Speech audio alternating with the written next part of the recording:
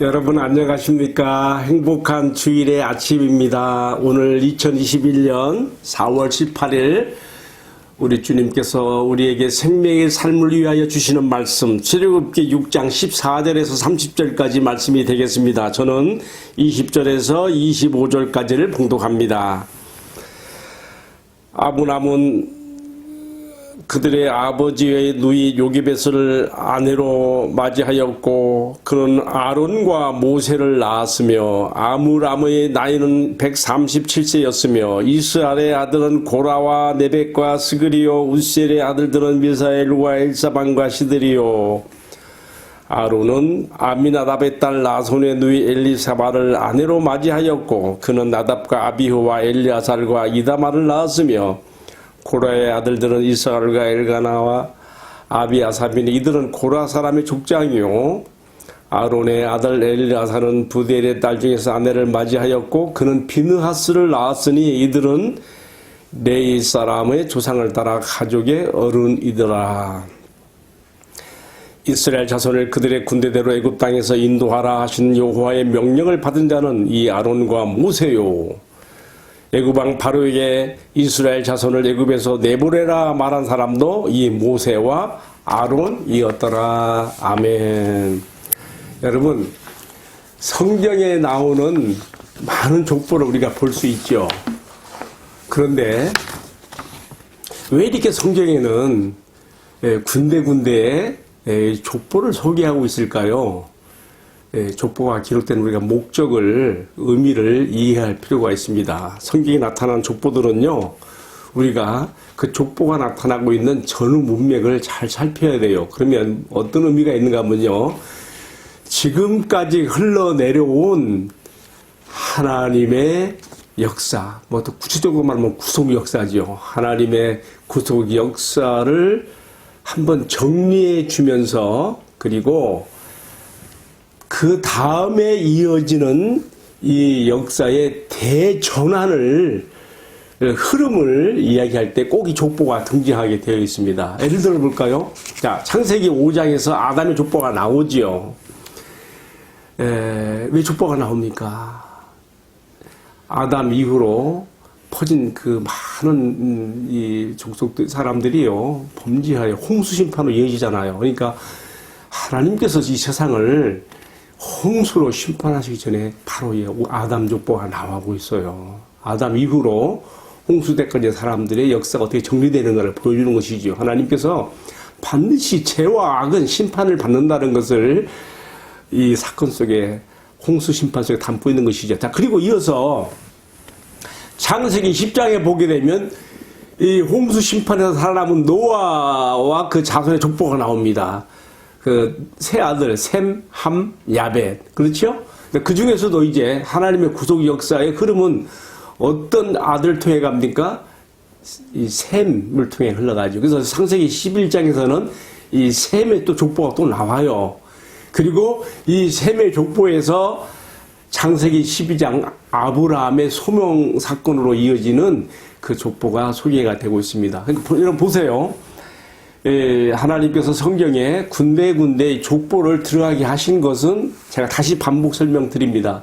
앞에서 흘러왔던 역사가 이 족보를 근거로 해서 어떻게 다시 대역사로 변환되어 흘러가는가를 말해주고 있는 의미가 이 족보 속에 담겨 있다고 우리가 할 수가 있습니다. 이런 의미에서 이제 오늘 출애굽기 6장에 나타나고 있는 모세의 족보를 보게 되면요, 이 족보가 애굽에 내려온 야곱의 자식들, 그 70 가족이 내려왔습니까?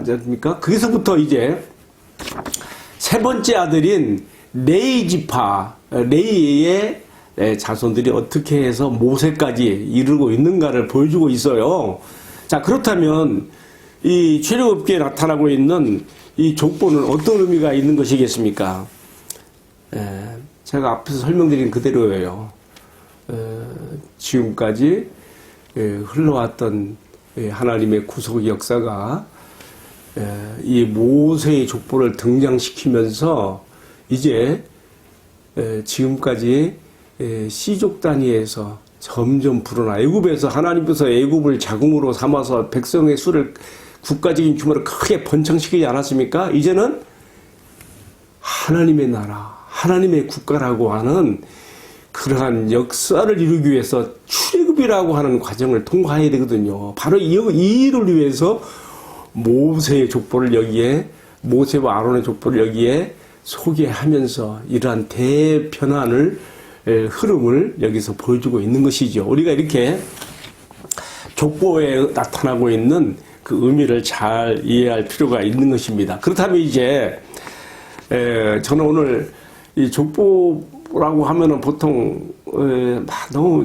발음하기도 힘든 이름들이 많아요. 그래도 이 족보 속에 들어있는 이름들 속에서 하나님께서 하신 일의 어떤 역사들, 의미들이 담겨있기 때문에 우리가 참고할 필요가 있습니다. 저는 오늘 모세와 아론의 족보에 담겨있는 많은 이름들 가운데서 또 많은 내용들 가운데서 특별한 의미를 가진 6가지를 제가 소개하려고 합니다. 첫 번째는요,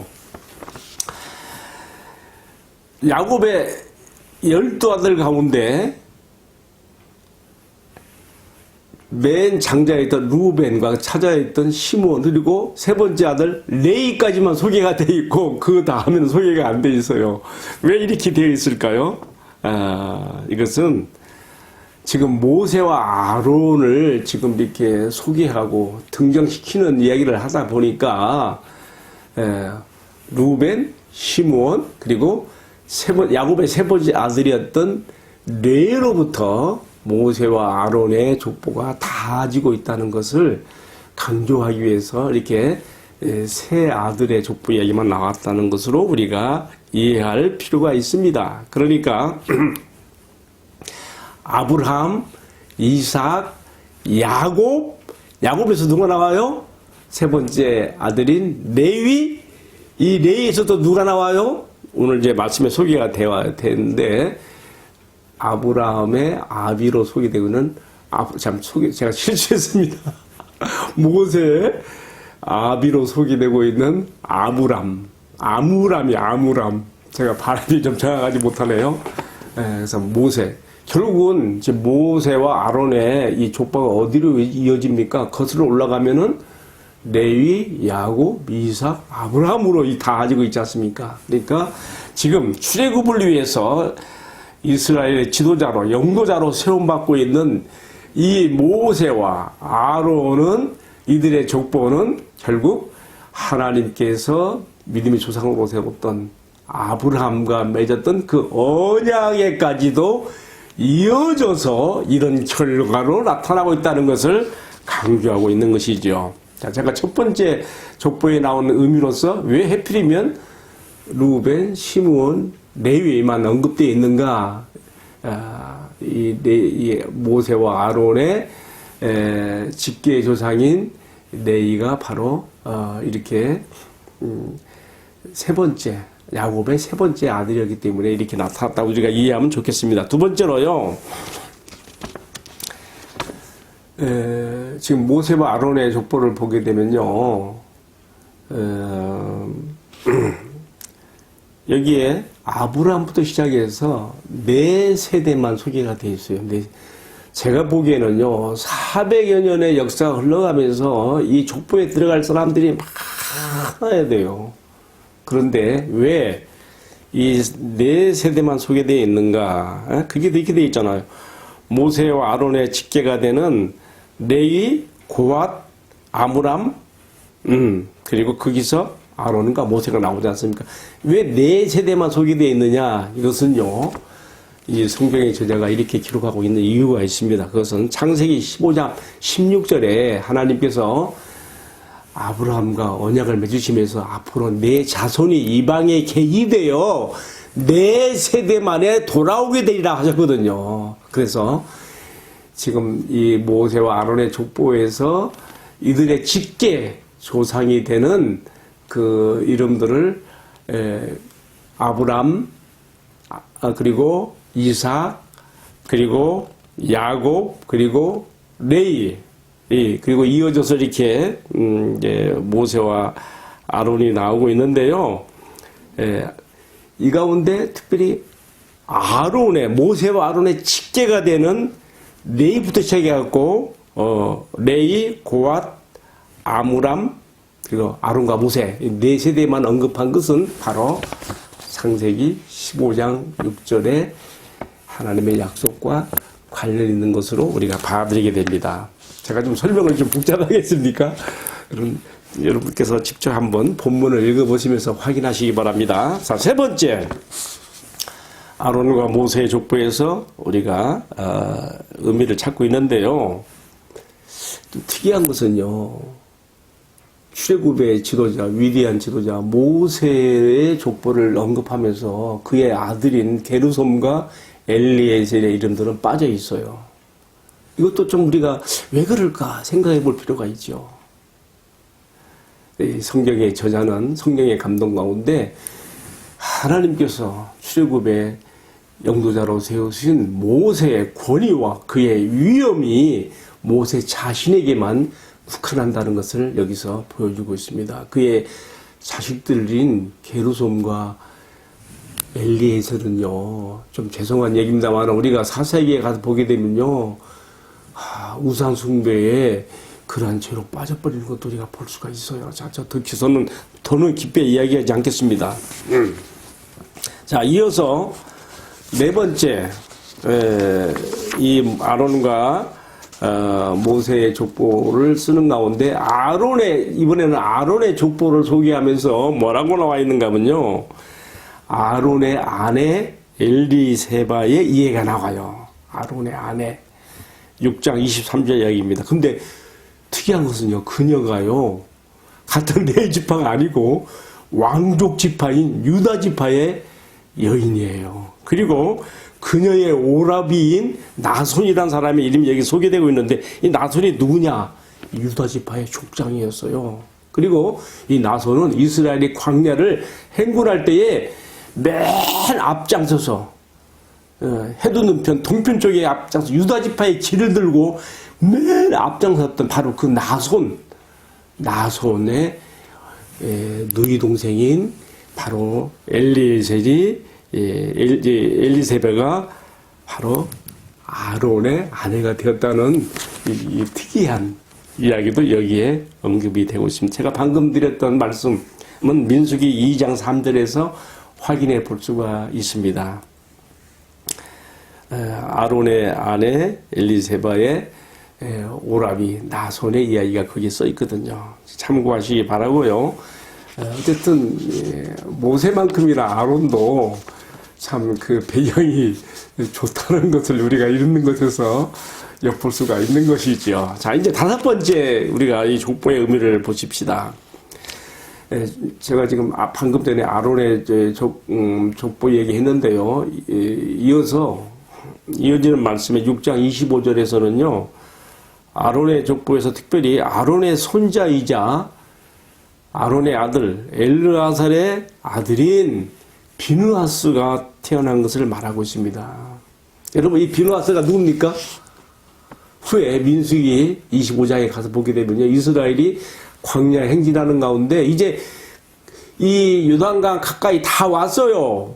승승장구하면서 위대한 족도 정벌을 하고요. 참 가나안 입성을 눈앞에 두는까지 왔는데 25장에 가서는요, 이 모압왕 발락의 사주를 발락의 총에서 발람의 사주를 받은 그 모압이 꾀를 부려가지고 이스라엘 남성들을 모압의 신전에 초대해서 간음죄를 지게 만들지 않습니까?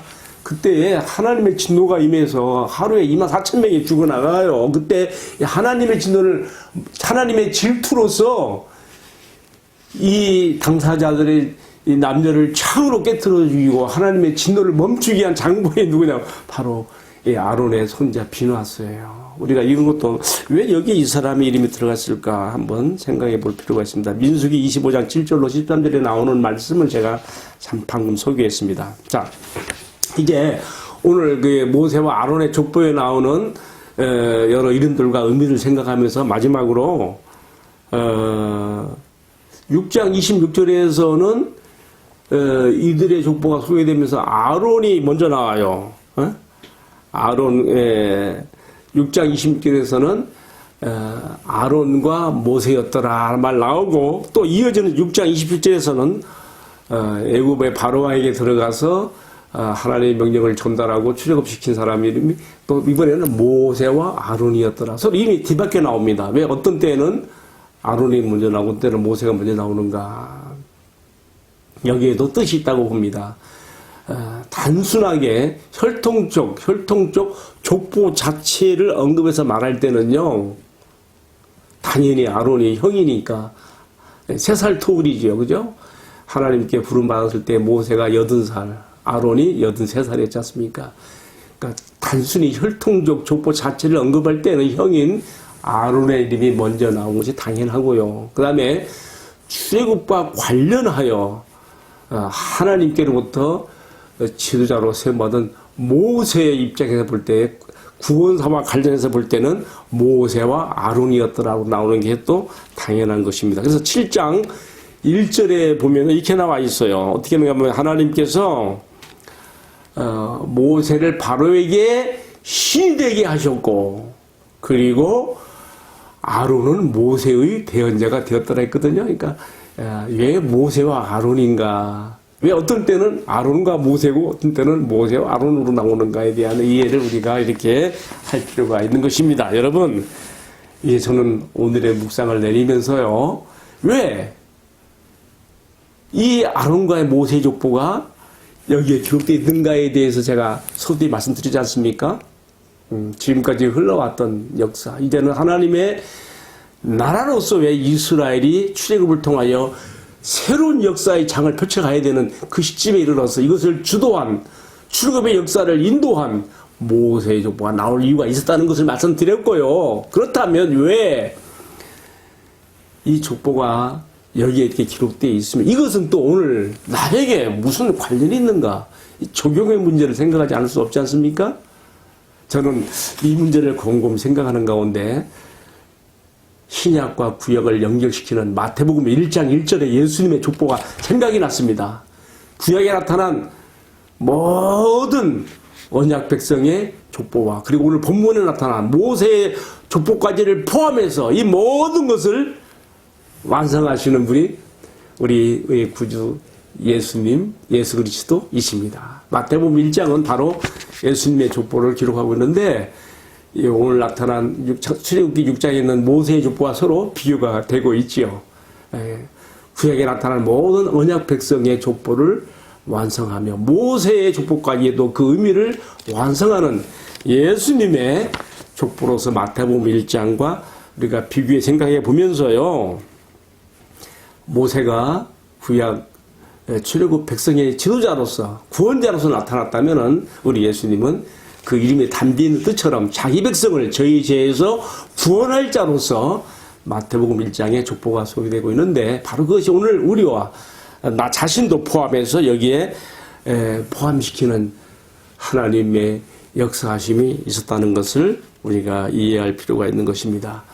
하나님께서 우리 인간의 구원, 자기 백성의 구원을 위해서 어떻게 인간 역사에 개입하셨고 그것들이 어떻게 족보에 나타났으며 그것이 구약에 나타난 많은 족보와 마침내는 신약으로 들어와서 예수님의 족보까지 이어지는가를 우리가 함께 생각했습니다. 오늘 복된 주일입니다. 주님과 동행하는 복된 하루 되시기를 주님의 이름으로 축복합니다. 기도하겠습니다.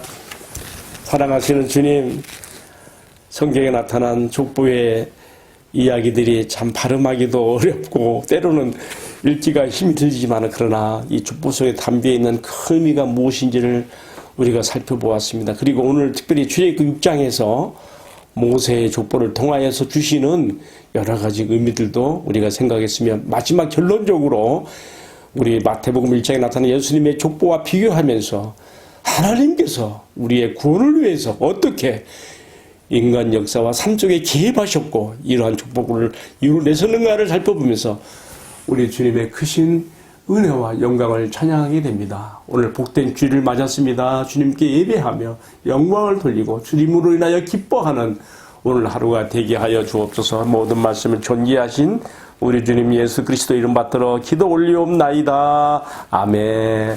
마쳤습니다. 감사합니다.